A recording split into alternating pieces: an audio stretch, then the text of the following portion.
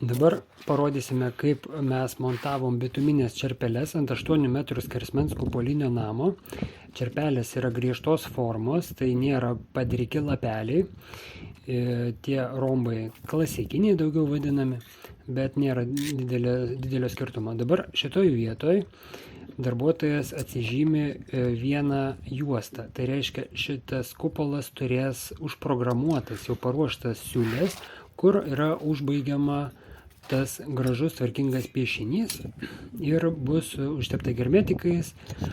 Ne visur toks dalykas labiau tinka, ne visur toks dalykas tinka, tai tinka daugiau, kur yra arkų daug. Jeigu kupolas mažiau arkų turi, tai galbūt neatrodys labai gražiai. Štai čia pavyzdys, kaip pas mus yra padaryta, tai ir čia klientas irgi panašiai norėjo pasidaryti, jam tas patiko. Dabar grįžtam prie šito paveikslėlio.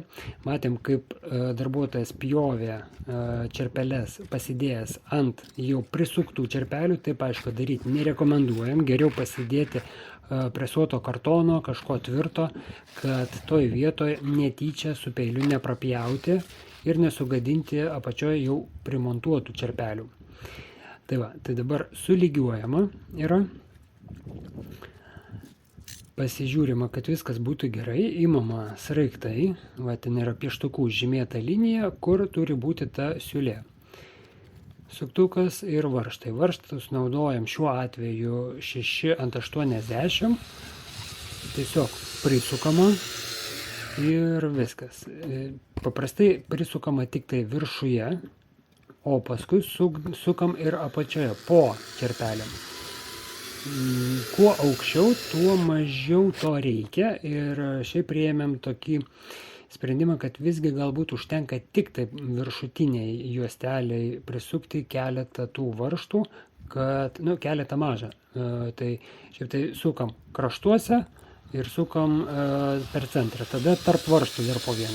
Dabar matom, kaip yra atkelta viena čerpelė, kita čerpelė ir prisukama. Šitoj vietoj tikrai nebus pratekėjimo, nes iš viršaus gulanti čerpelė prisiklijuos ir tas varžtas niekaip nepraleis vandens. Ir čia šitoj vietoj yra tas tvarkingas piešinys. Aukščiau, aišku, kur lenkimas didesnis, ten visą laiką ta kova yra su lenkimu, su ta riesta dalimi, kad tenka visą laiką derinti. Dabar reikia šitą tarpelį uždėti.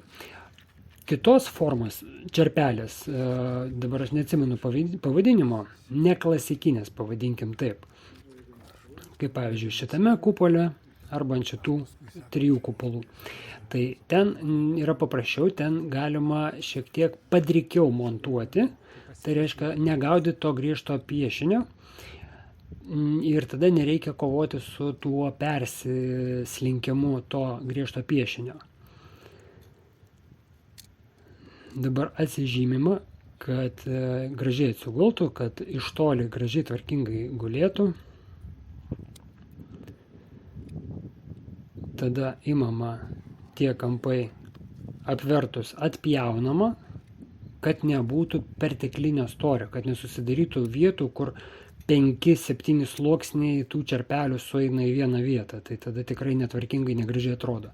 Visada reikia pritaikyti, priderinti kiekvieną juostą arba kiekvieną atskirą čerpelį, jeigu tokia formuojasi ir didesnė netelpa, tai tada reikia priderinti ir rasti jai tinkamą tą vietą, kad nebūtų aukščiau, kad nebūtų žemiau, kad gražus būtų tas piešinys.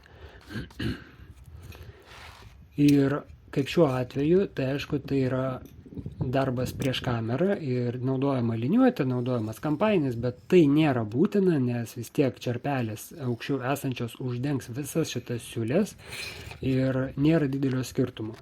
Vėlgi priminsiu, pjauti ant jau sumontuotų čerpelių, ant kupolo, kur hidroizoliacija užtepta, nerekomenduojam, geriau pasidėti. Čia aišku yra atsakomybė jau pačio meistro, kad jis neprapjautų netyčia. Peilis turi būti tinkamo aštrumo, meistras turi gerai jausti tą įrankį, kurį naudoja.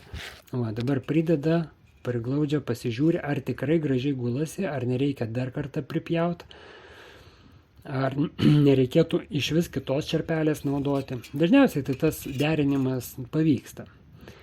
Dabar tą čerpelę pasiaurins. Paprastai stengiamėms to nedaryti, nesiaurinti to rombo, nes paskui vis tiek reikės kažkur tai eiti į kompromisą, kad piešinys bus vis tiek pabėgęs šiek tiek. Tai galioja griežtiems piešiniams, kaip šiuo atveju klasikiniams. Jeigu kupolas yra su padrikais lapeliais, tai tikėtina, kad tas bus mažiau. Tiesiog dabar turim kadrus šitos, dėl to jais ir dalinamėms. Aišku, čia yra krapštuko toksai darbas, kruopštumo reikalaujantis, šiek tiek laiko daugiau reikalaujantis. Kai aš įsitraukiau paskui į šito kupolo galutinį tą užbaigimą, tai tas buvo žymiai greičiau ir mažiau derinom. Tiesiog leidom tam piešiniui šiek tiek prasislinkti, pabėgti ir buvo mažiau. Tiesiog užtekdavo pripjauti kampus tos čerpelės juostelės, kad kiti gulantys iš šonų prisiglaustų tvarkingai. Vienas ant kito, va taip, kaip būna, kuo paprasčiau, kad daryti, tai yra tikrai negražu ir netvarkinga ir neteisinga. Tada ir sulimpa tos čerpelės negerai ir po čerpelėm tada ir vapsvos gali lizdus pradėti sukti ir panašiai. Tai šitoj vietoj tiesiog yra darbas prieš kamerą, dėl to taip kruopščiai ir bandoma padaryti. Kai nieks nežiūri per petį, tai yra žymiai paprasčiau ir greičiau. Tai žinojom dabar, kad reikės kada kam taip parodyti šitą visą reikalą, dėl to mes taip atsargiai ir stengiamėms. Tai vis primatuoja ir netgi būna taip pjaunam ne iš apatinės pusės, o iš viršutinės, per tuos akmenukus. Aišku, peilis atbunka šiek tiek, bet stipriau paspaudus, neperspaust, kaip visada, galima tvarkingai atpjauti ten, kur jam reikia. Kad čerpelė prisiglaustų prie šalia esančios čerpelės, nes vieną ant kito negalima dėti.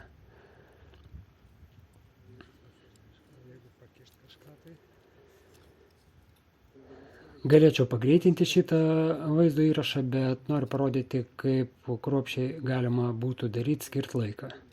Aišku, kai dideli kupolai, kai jų yra ne vienas, tai visada yra daugiau reikalų, tai tiesiog to meistriškumo galima įjungti galbūt šiek tiek daugiau ir nedaryti bet kaip, nes kad nebūtų gadinamos medžiagos tiesiog. Vėl įmama tie patys sraigtai 680 su pilnu sriegiu, cinkuoti galvaniniu padengimu ir susukama tik tiek, kiek reikia, kad nepraspaust, neprasukt. Dalykas tas, kad čerpelė, kai saulė šviečia, čerpelė yra minkšta. Kai yra pašalė, kai yra šalnos, tai tada tos čerpelės labai nepatogu montuoti, jos lankstumo tokio neturi. Ir dabar vos nepamiršo prisukti varžtų iš apačios. Tas varžtų prisukimas ne tik viršutinė čerpelių daly, bet ir žemiau. Tai aktualu galbūt tik tais tada, kai yra vertikalesnės sienos dalys. Kai aukščiau, kai čerpelė guli ant kupolo daugiau negu kabo, tada galima ir nebemontuoti, nebesukti tų varžtų papildomų. Tai mes paskui tikrai taip ir darėm šitam pačiam kupole. O pačioj viršūnė, jau prie to stoglangio, čia irgi apvalus stoglangis yra, mes jau naudojom savaime lipnę juostą, supjaustyta buvo tvarkingai. Dabar šitam video tų kadrų neįdėsiu, nes tiesiog dar nenufilmuota.